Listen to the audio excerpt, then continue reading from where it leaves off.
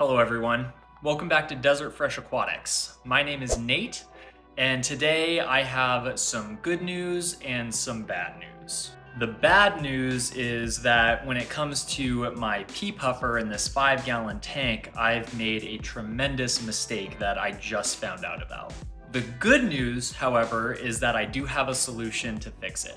So today we're gonna discuss the mistake that I made, how it was a mistake, and how we're gonna fix it. You guys will be able to follow me along the whole process as I work on fixing this issue that I created. And as a new fish keeper, I really did know that I was gonna make some mistakes, but the important part is realizing what mistakes you made and then taking action in order to correct them. And today, that's the big project, and that's exactly what we're gonna do. So let's dive into it.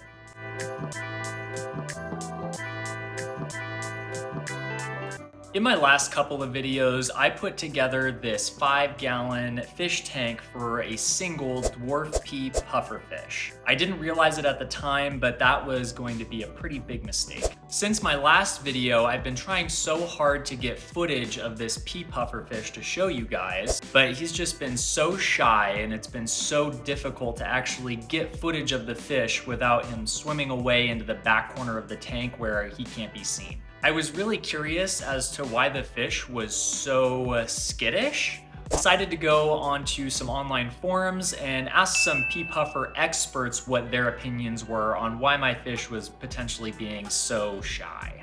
It was then in those forums that I learned that you really should not be keeping a single pea pufferfish by itself. They're a social shoaling species, and it really is necessary to have at least 6 of them together in order to create natural behavior patterns through them. And it also eases psychological distress. Now, with that being said, it would be really cruel to put that many pufferfish into a 5-gallon tank like this. And the folks in those online forums said that I need at least a 20-gallon tank in order to get that extra space for those pufferfish. So then my dilemma was, do I rehome this pufferfish and potentially put something else in this tank? Or do I do the right thing for this pufferfish and expand his tank? And guys, I wouldn't be a true fish keeper unless I was as eager as I am to add fish tanks to my collection. So naturally, I went out, I bought a 20 long fish tank that I'm going to be setting up today. Now, this piece of furniture that this tank is currently sitting on, I do not trust to hold the weight of a 20 long. So I decided that I'm going to get a different fish tank stand that is going to be capable of holding the weight while still looking really good. With that, I'm going to have to relocate this 5-gallon fish tank. I've already cleared off a spot on my kitchen counter where I know it'll go perfect.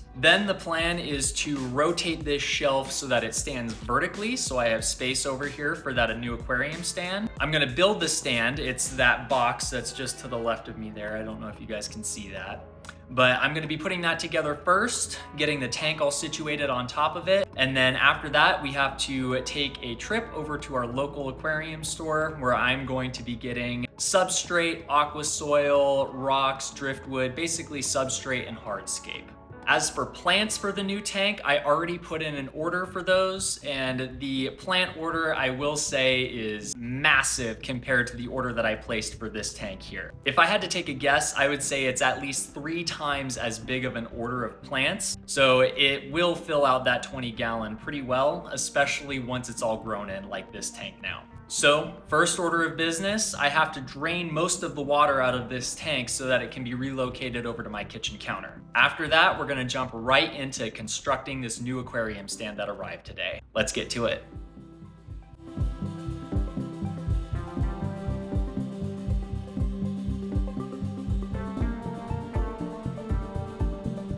All right, guys, now that that is mostly drained, the hard part is actually very carefully moving this tank over to my kitchen counter. And my pufferfish is still in there and that little bit of water in the bottom, so I'm gonna try not to agitate this as much as possible.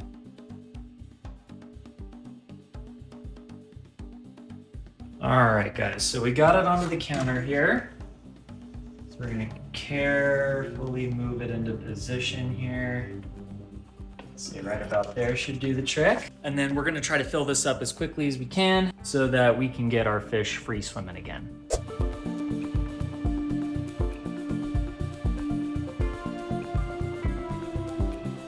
And just like that, we've got the tank set up exactly how it was, but in a new location now. So the next step is to go to the local fish store and pick up Substrate and Hardscape that we were talking about, driftwood and rocks mainly. And you might be wondering what I'm gonna put in this tank after I move this puffer fish into the 20 long with some other puffers. That is gonna be another part of this project that we're gonna cover in a future video. It'll be a big surprise, but I promise you're gonna love it. And since we just did such a big water change, I'm going to go ahead and put in some fertilizer for the plants, since we just took out so much of that water with all of those nitrates in it that are gonna feed those plants.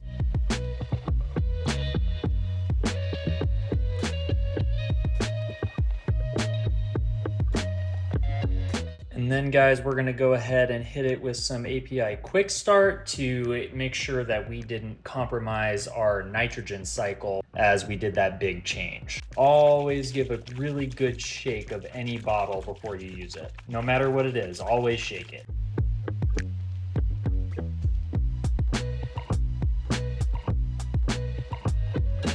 I don't know how long it's gonna take for me to build this aquarium stand. So if it's gonna take me hours and hours, the last thing I wanna do is miss out on going to the fish store today. So let's head out, let's get going.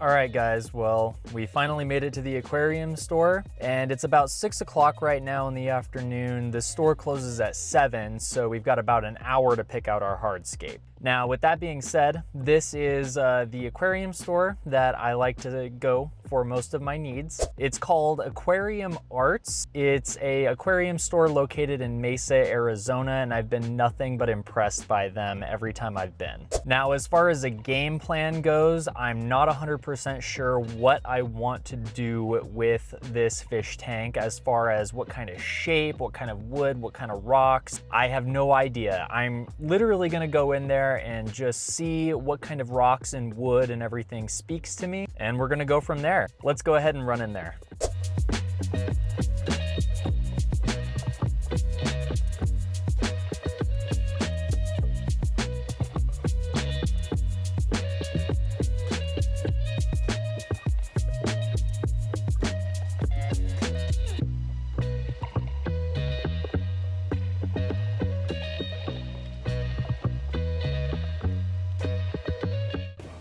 All right guys, I'm really liking the look of some of this Sirius stone and dragon stone.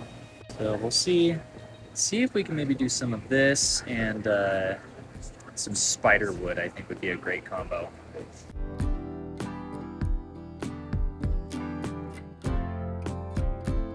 Well, we used most of our hour, but we got a lot of driftwood, we got several rocks, we got aqua soil, we got pretty much everything that we need. So we'll just have to go back to the house, build that aquarium stand, get the tank ready, and then we can go ahead and start with the substrate and the hardscape. And I hope, fingers crossed, that I can get it all done tonight. If I can't get it all done tonight, then I do have tomorrow off as well, so I should be able to get it knocked out at the very latest by tomorrow night. Let's go ahead and head home.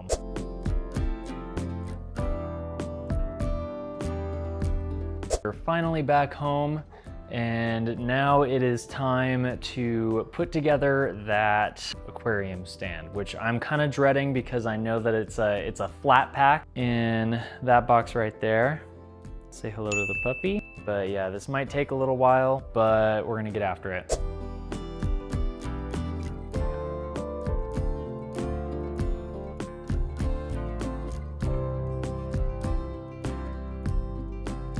All right, guys, and now we're done. So this whole thing took forever to put together, but it looks good. Tank fits on there nicely. Everything works properly. So I think that it's pretty late tonight, so I think I'll leave it as is for the rest of the evening, and then we'll tackle the scape for the tank tomorrow. 2,000 years later. Welcome back, guys. It is now the next morning, and today we are gonna finish this project, at least this portion of it. Today we're gonna be covering the filtration, the lighting, as well as cleaning up the tank itself. We're also gonna be putting in our substrate and hardscape today, making sure that that's all positioned correctly and secure, so that when we do get our plants next week, we can just put them directly into the tank without having to do any other prep work. Now, the first step of doing any tank build is obviously cleaning up the tank itself. I don't know if you can see on camera right now, but there's some dust in the bottom of it.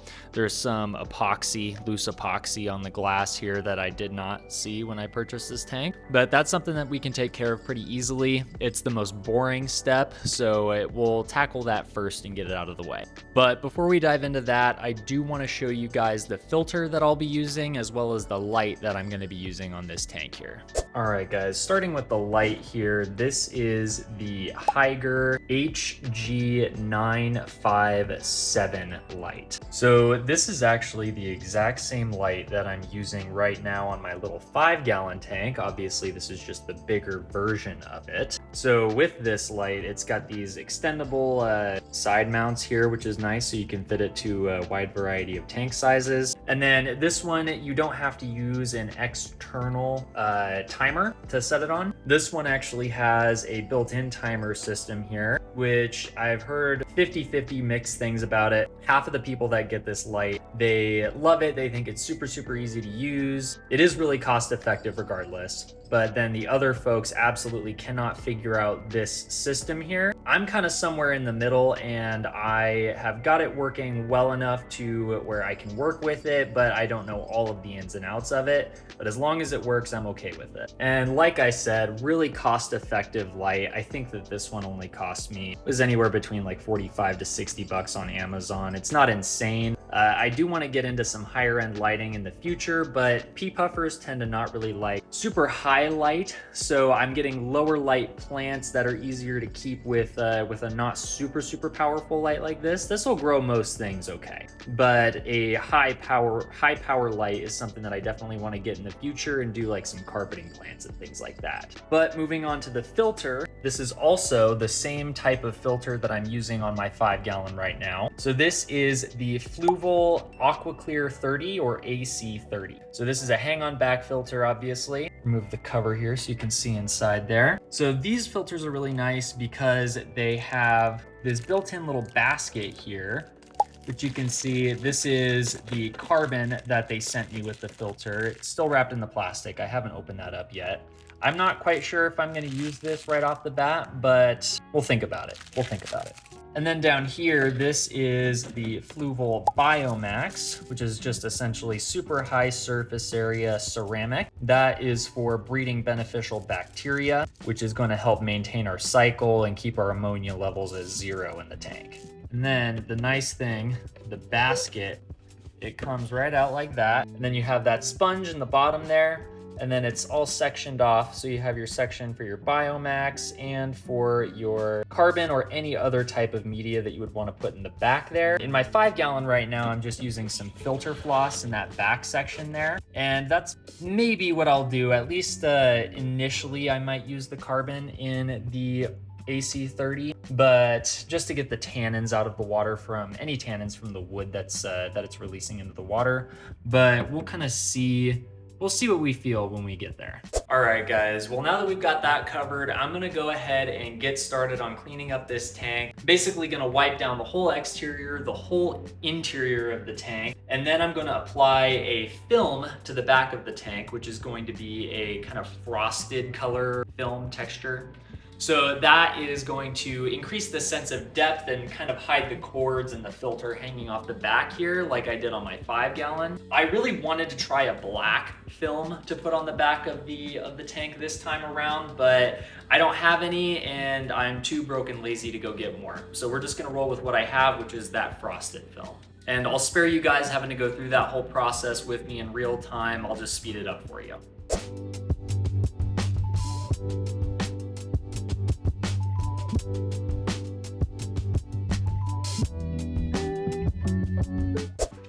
Well guys, as it turns out, I actually don't have enough of this film right now. So it's not gonna be long enough to go across this whole 20-gallon long tank across the back. The tank is pretty clean though, so we should be all set there. But it looks like I'm gonna have to go out and get some more film because it's gonna be way, way harder to put this onto the tank when I can't flip it over and do it like this. So we gotta do it before we put stuff in there, and it's gotta be done. So I guess we're going to the store.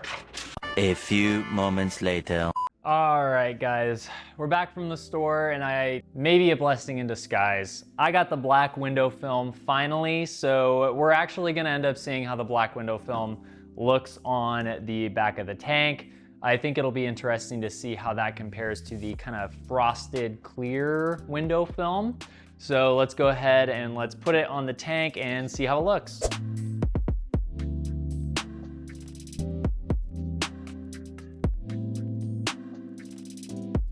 All right, guys, so we are finally done with the black film application. All right, guys, but now the time has finally come for us to put some substrate in here. We'll get started with substrate, but then after that, we'll put in the rocks, the driftwood, play around with different arrangements, see what looks the best. And then once we get everything set in stone, no pun intended, then we'll go ahead and we'll glue everything together. All right, so we're gonna start by adding the rest of this black fine contra soil from UN Systems. So this is the leftovers that I had from the 5-gallon tank, but we're gonna go ahead and put it to use in this one. I'm gonna put it on the bottom because it's a fine grain, and then I got that big bag of the regular grain from the fish store yesterday.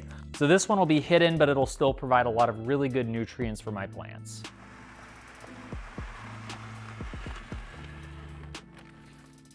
All right, so that's the small bag in. And then we got the big bag here. Same exact stuff, just a little bit of a larger grain on the aqua soil. I don't think I'm gonna use this entire bag, but I would always rather have more than I need than not enough. So we're gonna do a pretty tall slope to the back. That's just gonna create a lot more depth or sense of depth when we're looking at the tank from the front. Say, let's work with that for now. That's a pretty good nutrient base in there. If we have to add more, I do have quite a bit left in the bag here. Now this, the most overlooked tool in the fish keeping hobby, is a paintbrush. This works better than anything that I've found to spread around aqua soil, gravel, and sand.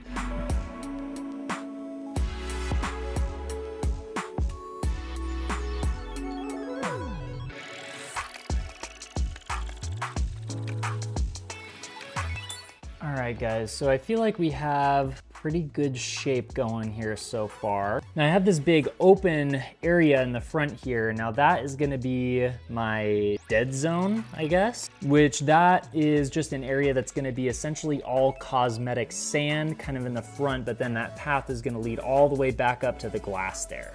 All right, guys, so now we're just gonna go ahead and put some rocks in there and the driftwood and keep playing around with it and arranging it in different ways and seeing what looks the best.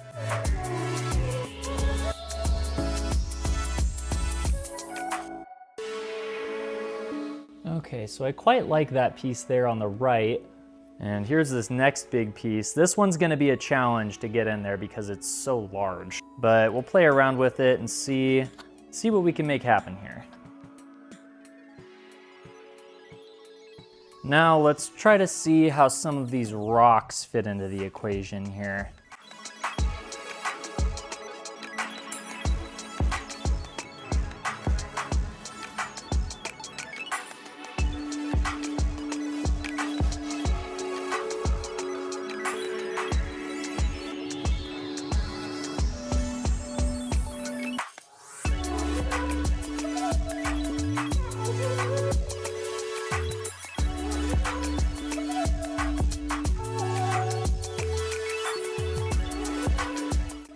So now you can see this is touching just barely right here. So that's something that we can tack it. We can put a little glue tack right there. We can glue it right here, and we can glue it down with this rock that's laying over that branch right here. So this tank is by far the biggest one that I've ever built. And when I went shopping, I kind of had the mindset of just get way bigger decor than you think you're gonna need. And I fear I may have gone too large with this one. I may have to cut this piece. I'm gonna try to make it work as it is, but if I have to cut it, I'll be kind of sad, but I'll try not to let anything go to waste.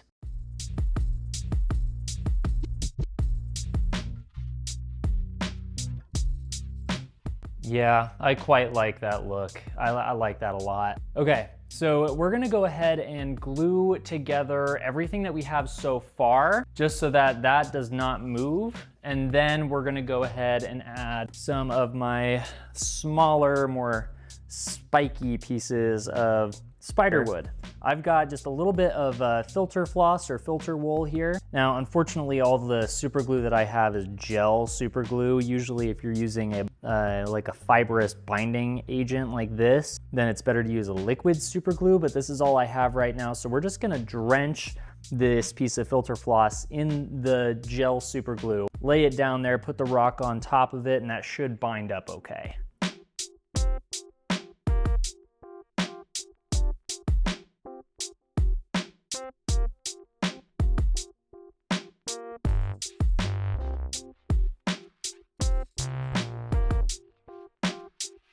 Okay guys, so I really think that I'm making this a lot harder on myself than it has to be using the gel super glue. So we're gonna go to the store again and get some liquid super glue, which should work a lot better for affixing all this hardscape together. Now the gel super glue is super handy when you're attaching plants like epiphytes or moss, epiphytes like Anubias and that kind of thing. So I think that if I get some liquid super glue, use that with the filter floss like I'm trying to do with this, then that'll be a lot quicker, a lot easier, and just make this whole process a lot smoother. One eternity later. All right, guys, liquid super glue acquired. So now I'm gonna go back over those same spots with the liquid super glue just to make sure that everything connected okay. And then going forward, all the hardscape I'm gonna affix with this and the filter floss. All of this super glue with that filter floss right there, that's absolutely soaked in super glue. Much easier than what I was just trying to do with the gel. This is much, much easier.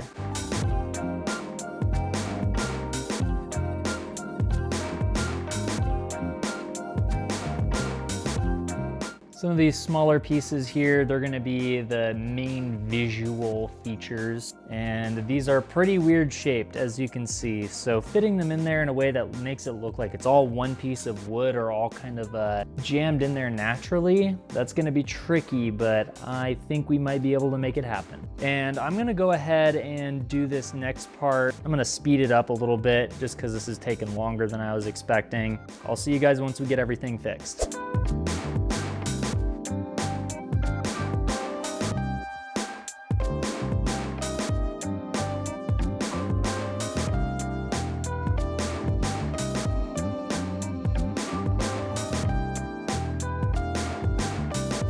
All right, guys, well, now that my fingers are all covered in super glue and I'm tired, I'm pretty sure our hardscape looking really, really good. We got those two rocks there with all those pieces coming up from the right side. Our biggest feature is there on the left side. As you can see, we got all that driftwood affixed there. Now, you can definitely see some of the filter floss like down here. I tried to sprinkle some Aquasoil on there to hide that better. I promise you once we're done, none of that's gonna be visible. I'm gonna do my best to kind of clean up whatever loose bits are left once everything is fully set and cured. Once we're at that point, then I am gonna go ahead and cover it up with plants and moss. So it'll be completely invisible once this tank is totally done. All right, guys, and I think that that'll about wrap up the hardscape. Now, you're probably wondering why there's no sand or gravel. I got sand, I got gravel, I got bigger stones to put in there. So the reason why I'm not putting that in there right now is because when I planted my 5-gallon tank, I put down the sand, I put down the gravel and everything before planting. And when I planted, what happened was I ended up getting Aquasoil that came up above my decorative substrate layer. So what I'm thinking I'm gonna do in this one is just plant directly into the aqua soil. And then from there, I'm going to then lay down my decorative substrate layers. So that'll be the very last thing that I do before I fill this tank with water for the first time. So I'm gonna plant into it, lay down the substrates, then fill it up, and that'll all be coming up in my next episode. And then next video after that is probably going to be when this tank is cycled, and then at that point I'm going to be adding fish into this tank. But thank you guys for sticking around for the full video. If you enjoyed it, please like and subscribe. It definitely helps out my channel. And I'll see all of you guys in the next video. This has been Desert Fresh Aquatics, and thank you for watching.